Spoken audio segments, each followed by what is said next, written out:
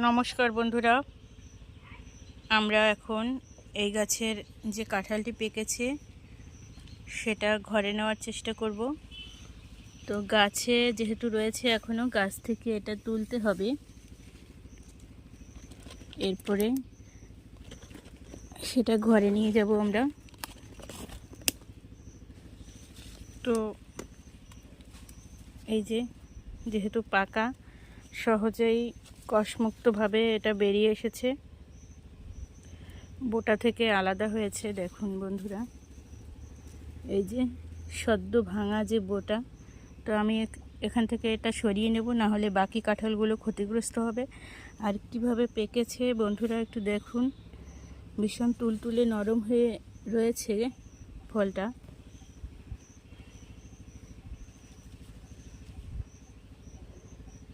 বেশ বড় হয়েছে।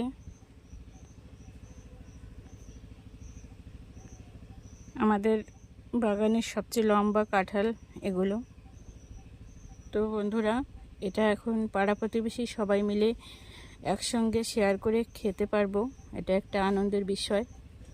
তাহলে সকলে ভালো থাকবেন। নমস্কার, ধন্যবাদ।